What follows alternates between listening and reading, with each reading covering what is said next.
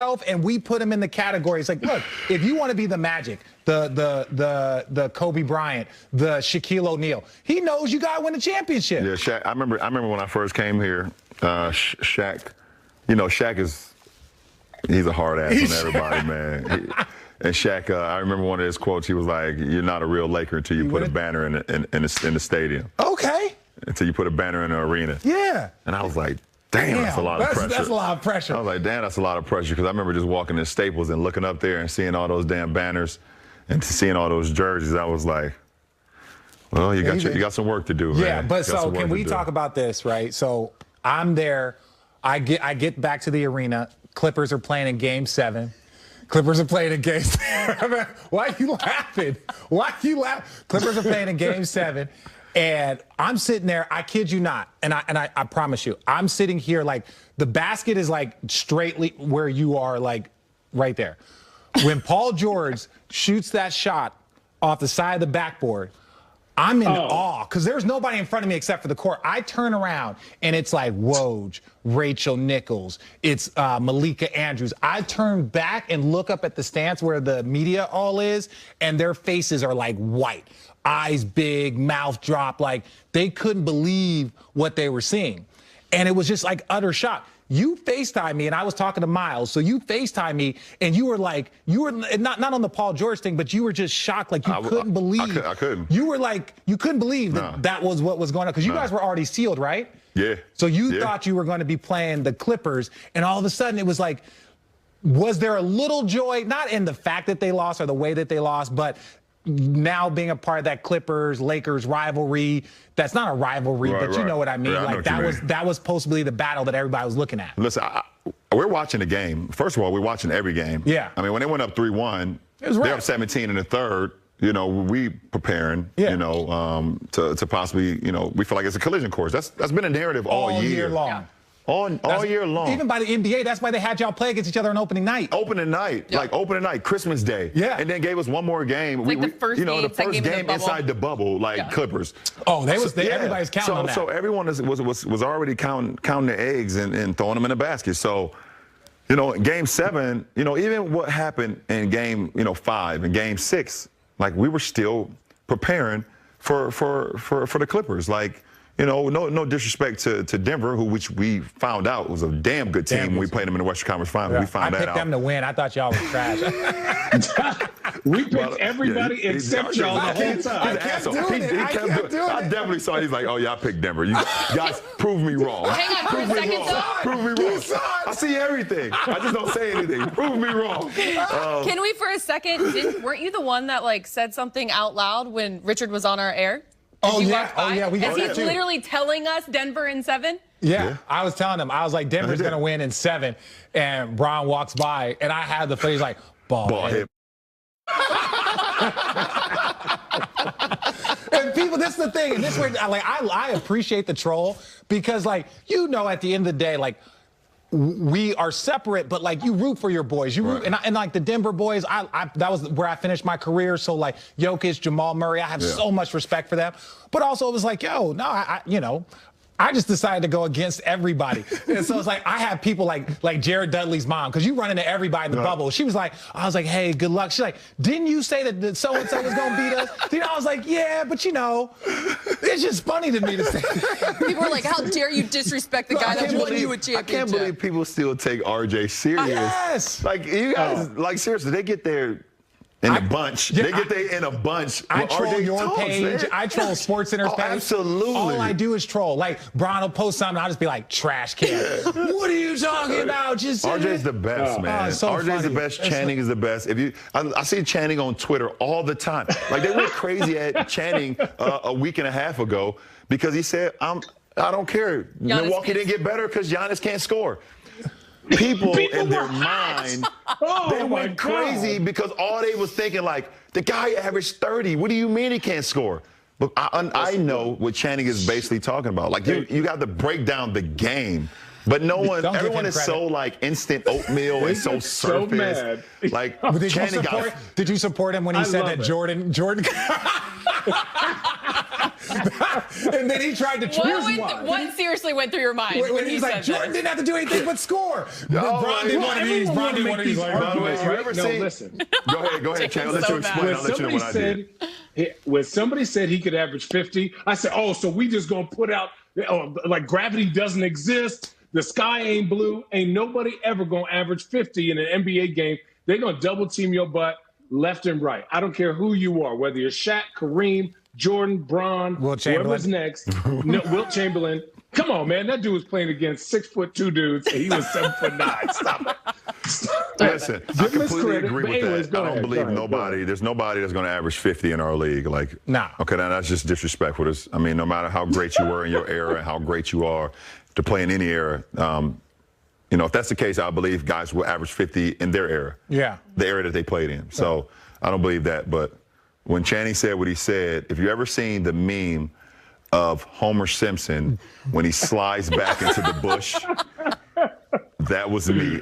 Oh, no, that's not my boy. People were so ready for. They was like, "Why isn't LeBron saying anything?" I was going on my thing like, "Are you crazy? I'm not touching this. I'm not saying nothing." Channing, go ahead, put him on the cross. Yeah, they put you on the cross for sure. But no, back to the Clippers though. Back to the Clippers. Like that moment, because like you FaceTime because you knew I was at the arena. I knew you was at the arena. I seen you on TV. You answered your phone, and you didn't know I was talking to Miles. No, I didn't know Miles was there. Miles Simon, shout out University of Arizona. We like answer the phone, and we're looking like this, and you're like this. I was like this. I was like, I couldn't believe it. I mean, to this day, I still can't believe it. Yeah. Obviously, the better team won. Yeah, that's what happened. But still, like. Because everything, all this talking that they were doing all year, and exclude Paul and exclude Kawhi. Yeah. Even exclude Trez and I mean obviously we know who. Oh, now we know who Trez. Now it's talking shit too. Trez is talking. Trez might have said a little bit because he was a part of that crew. He like no disrespect to Trez, but he kind of like Tristan. He gonna follow. Yeah, he rolling. He roll. Yeah, exactly. And that's why he loyal. He's a loyal guy. Tristan's a loyal guy. Like if he believe in you, he gonna rock with you. So, and they put themselves in a position to get what they've been talking about all year. And I just couldn't fathom the part or come to realization that they did not seek that opportunity when it was right there. Yeah, up 3-1, up double digits every game. And just seeing the team that they had, they was built for that. I believe they was coached for that. I believe. Obviously, they got our championship head coach on their bench and T. Lue. I just did not see them losing, just like everybody else in the basketball sports world. Did not see them losing that series. Besides one of my favorite coaches, Mike Malone, and his group. Yeah, Mike Malone is my guy. I mean, I spent I believe 5 years with him in Cleveland. It's one of the guys I love the most. And you ever relationship with Kroenke? Josh Kroenke? Yeah, Josh Kroenke is my guy. Shout out Josh Kroenke. Shout out Josh. Shout out your Rams. Love you guys. Yeah. Love you, man. I can't wait to get to that new stadium. Right. Up next on Road Trippin'. The one thing that I know for sure, that I've been a part of two teams that's won the two hard. The shock was when it happened, and like I had only been there a short amount of time because I got there right before the conference finals were about to start. So I'd only gotten out of quarantine for like 2 or 3 days. And like to see all Marcus Spears, to see all of the media people, because I was just watching the game and I saw it and I was like, what the hell?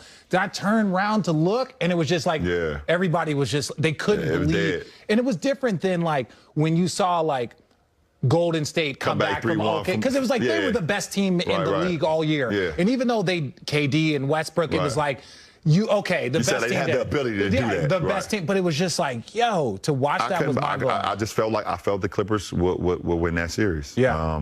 I feel like they had some championship DNA. Obviously, Kawhi, champion, T. Lue champion, Doc champion, and I just felt like they had built up enough mantra over that year to win it. Okay, let me ask you this, because, and I'm sure you'll take this somewhere else too. Once it was all said and done, you had your moment on the mic. Yeah.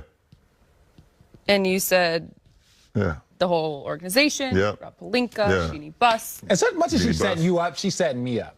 Everyone needed respect. What's that one baseball game when you're a kid? What they call it? T-ball? Yeah. That's basically what she did. Yeah, she just put it right on there. Look, I'm a team player. Yeah, you're great at what you do. Yeah. I'm going to give you the lob. With that said, you said that you wanted respect on your name. Put that respect on my name. I want to know why. I love having I want to know just why. exploding. Because I really do. I have literally not talked to you about it. I want to know why in that moment. And I want to know if the 4th championship has changed you.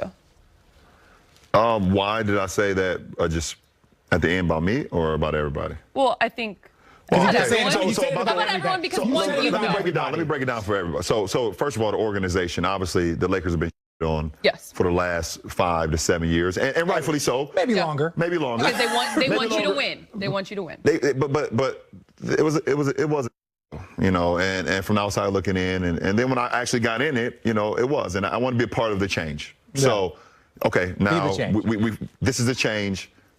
We want the Lakers want their respect. Yep. Jeannie Buss being the only female owner, well, along with Portland because, you know, the late great, and also in New Orleans as well. Yeah. But she's the first female champion to win a championship. Yeah. And there was a lot of beef. There was a lot of beef. Like, other things happened, but she took over because she took over, and obviously people know the story with her brothers and all that stuff. And she, you know, but more importantly, she wanted to just grab the Laker franchise. She had grown up underneath her father, the late great Dr. Buss, and knew what it took to win, and got it to that point. Love her to hate it, give her her respect. Rob Pelinka, obviously, Rob Pelinka was been on for the last few years, either, you know, with his relationship with Magic, or whatever the case may be. He's only the GM because of Kobe and his relationship with Kobe. Whatever you say. He built a championship team. We won a championship. Yep. Coach Vogel as well. You know, they didn't believe that they believed he was a second fiddle, you know, for the Lakers job. You know, it should have been T. Lue. Obviously, we know what happened with that. You know, he put us in position. He made the right play calls. He made the right adjustments. When we played, okay, JaVale was starting. Okay, we played his team. Okay, well, I need Dwight in here. Okay, Keith. You're started. I need Keith in this series. AD, in the Houston series. AD, you're playing in the Houston Suck series. it up. JaVale, Dwight, this is not the series for you. Keith, AD, you guys got to dominate the interior. Yeah. You know, AC. Now you're gonna have to start. You know, in the finals, AC, I need you to start at one of the guards. He made those adjustments. He won a championship. And for me personally, after all that I've accomplished still in this league, there's still conversation of like doubt. And I can hear and I see it, and I see it on my feed every time I post something with this jackass across from me. I just do it to motivate you. No, and I love it. I love you too. Just from people that really, that the basketball world, because it's the people on TV and there's writers that write, that people in the basketball world really listen to. And they really believe. And I'm not going to give any of those names on this show because they don't deserve it. You want me to? No, I'm joking. I'll retweet it when you tweet it. Okay. Oh my God. Okay. That continue to discredit or continue to not to understand what, you know, the drive that I put into it. You know, they talk about these players, or, well, he doesn't have that same drive as them, or he doesn't have that same mentality as those. If he did, and they see what I continue to accomplish. So, you know, it was a reassurance to myself, but it was also like to the naysayers and to the haters, which will always be there, even after I'm done playing. I'm always going to be right here. And to Channing. Right here. Yeah. You know, I hear it, I see it, and just like one of the words I've been using today, holding them accountable. Yeah. And I'm holding them accountable. Well, this is the part that, like, I always consider you like big little brother. Big brother because, you know, I respect, like, all the things that you do. Little brother because I've watched you since you came in, like so many other people. But there was one part that caught me in your, like, speech at the end when Rachel tried to tee you up. A couple years ago, after we won the championship, you said, look at his face. You said, you know what? And I understood because I was a witness. No pun intended. I was a witness, no pun intended. You were like, I believe that right there. after we won a championship made me the greatest because you had done something that had never been done before. Our team had done something that had never been done before. And people don't understand from an athlete standpoint the confidence and the mental confidence that we have to instill in ourselves.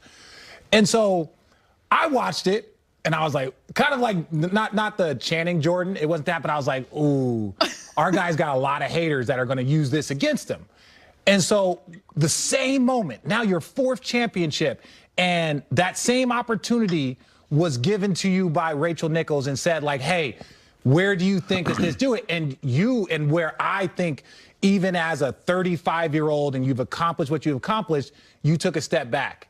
And you were like, you know what? I'm smarter, I'm wiser, even than I was 4 years ago. You know what? That's not for me to decide. That's for everybody else. People are always going to argue that. So, like, I viewed it as a moment of maturity, right? Like, why is it that you took a step back in that moment? Not saying that you changed your mind or any of that. Because I realized that the conversation is going to continue to happen no matter what. And it's great for the game. Yeah.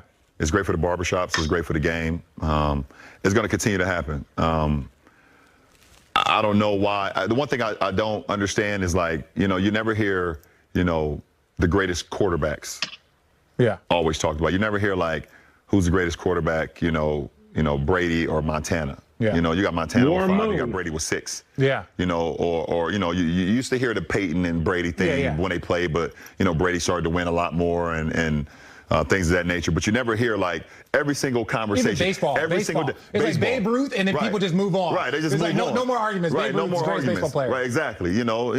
So, well, other sports, hockey, you hear Wayne Gretzky. People move on. You haven't heard anything since. You move on. Wayne Gretzky is the greatest. You move on. There's, things of that nature. But, the conversation is going to always be had, and it's great for debates because they want to compare errors. They want to compare players and who they've seen. The one thing that I know for sure, that I've been a part of 2 teams that's won the 2 hardest championships in NBA league history. The 2016 Cavs coming back from 3-1 versus 73-9 team, being down 3-1 versus one of the best teams that ever been assembled. 2-time MVP. 2-time MVP. And then what we went through in the bubble.